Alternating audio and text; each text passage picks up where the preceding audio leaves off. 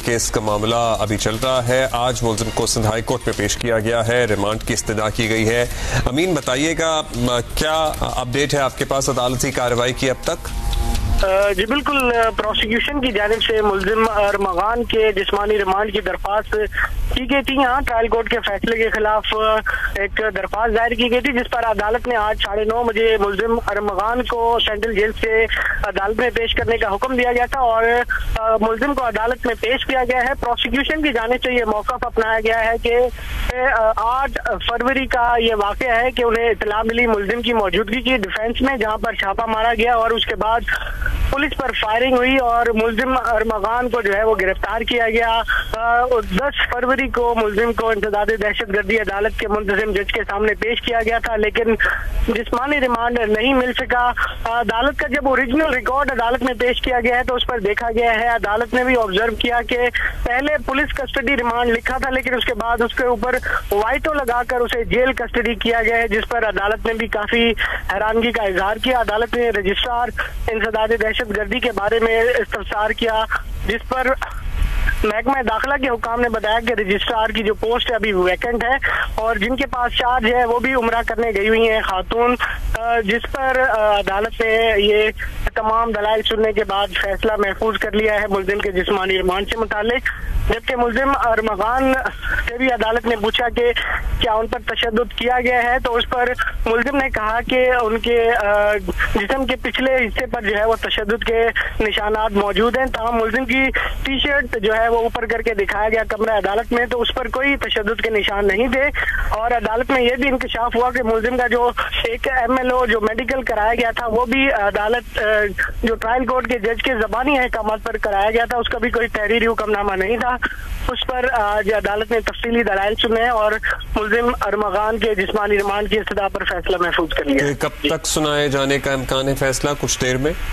जी बिल्कुल, आधा घंटे तकरीबन, क्योंकि सिंध हाई कोर्ट में आधा घंटे की ब्रेक भी होती है 10:30 से 11 बजे के दरमियान। ताहम अदालत ने ये तफसीली दलाइल सुने हैं प्रोसिक्यूशन डिपार्टमेंट के और मुलजिम का भी मौक़िफ़ सुना है, तमाम रिकॉर्ड का भी जायजा लिया है, जिसके बाद अदालत ने ये कहा है कि उन्होंने दलाइल सुनने हैं और कुछ देर में जो है वो इस दरख्वास्त पे कोई हुक्मनामा जारी किया जाएगा। सही, कुछ देर में इस दरखास्त पर हुक्मनामा जारी किया जाएगा। ये वाइटो लगाने वाला क्या मामला है, जरा इसकी तफसील हम आपसे जानना चाहेंगे। फिर क्या अदालत ने इस पे सवाल उठाया कि जब जो रजिस्ट्रार है उनका भी तयन नहीं हुआ, जो उनकी जगह बैठी हैं वो उम्रे पे गई हुई है, तो ये वाइटो वगैरह कौन ये फैसले कर रहा था? जी बिल्कुल, जो कायम मकाम प्रोसिक्यूटर जनरल सिंध है मुंतजर मेहदी, उन्होंने अदालत में बोलने की कोशिश की। उनका ये कहना था कि मुलजिम का जो बाप है वो ट्रायल कोर्ट के जज से मुलाकात करके आया था, जिस पर अदालत ने उन्हें रोक दिया और अदालत का कहना था कि आपने अपनी दरख्वास्त में जो कुछ लिखा है उसी पर जो है वो आप कायम रहें। जबकि केस के जो साबिक तफ्तीशी अफसर थे मीर इशफाक, उन्होंने अदालत को बताया कि अदालत ने पहले जिस्मानी रिमांड दे दिया था, जिसके बाद 7 बजे के करीब उन्हें पता चला कि मुलजिम को जेल कस्टडी कर दी गई है और अदालत ने ओरिजिनल रिकॉर्ड क्योंकि इस केस का तलब कर रखा था, तो महकमा दाखिला के 2 अफसरान अदालत में पेश हुए हैं और उन्होंने अदालत ट्रायल कोर्ट का वो रिकॉर्ड पेश किया है, जिस पर अदालत ने ये देखा कि जो ऑर्डर था जिसमें मुलजिम को पहले पुलिस कस्टडी रिमांड दिया गया था उसके ऊपर वाइटो लगा हुआ है और उसे जेल कस्टडी किया गया है।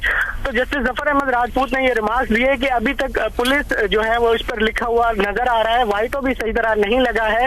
तो महकमा दाखिला के हुकाम ने बताया कि रजिस्ट्रार की पोस्ट खाली है और जिनके पास चार्ज है वो भी उम्रा करने गई हुई हैं, तो वो पेश नहीं हो सकी हैं। अदालत ने ये तमाम चीजें ऑब्जर्व की हैं और रिमार्क्स भी दिए हैं कि जो ओरिजिनल ऑर्डर है जिसपे पहले पुलिस कस्टडी रिमांड दिया गया था उस पर वाइटो लगाकर उसे जेल कस्टडी किया गया है और मुलजिम को जो MLO के सामने पेश किया गया है उसके भी तफ्तीशी अफसर को रिकॉर्ड पेश नहीं कर सके। निचले अमले ने किया, ये किसी के इल्म में नहीं है या जज साहब ने अपना फैसला तब्दील कर दिया, क्या मामला? हमें थोड़ा सा ये भी समझा दें कि ये जो पर्चा पेपर वगैरह पे वाइटो किया होगा, मतलब डॉक्यूमेंटेड चीजें नहीं होती पर्चे पे, तो आप कुछ भी साइन भी फोर्ज कर सकते हैं, बहुत कुछ चेंज कर सकते हैं, लेकिन डॉक्यूमेंटेशन अगर कंप्यूटराइज्ड हो तो उसका तो ओरिजिनल तो आपके कंप्यूटर में होगा और ये हाई कोर्ट में पेश किया जा रहा है, मतलब ये थोड़ी सी इस पे बड़े क्वेश्चन मार्क्स हैं।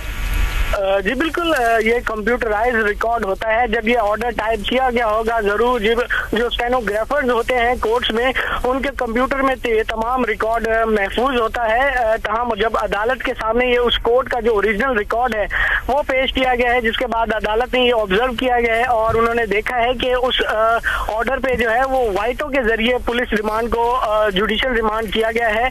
और उस पर ये अगर तमाम रिकॉर्ड की बात होगी तो जरूर अदालती अमला, स्टेनोग्राफर या उस कोर्ट के जो जज हैं वही इसकी वजाहत कर सकते हैं। और हाई कोर्ट अगर एडमिनिस्ट्रेटिव साइड पर देखेगा इस मामले को तो इस पर कोई कार्रवाई भी देखना चाहिए, क्योंकि और बड़े हो चुके हैं।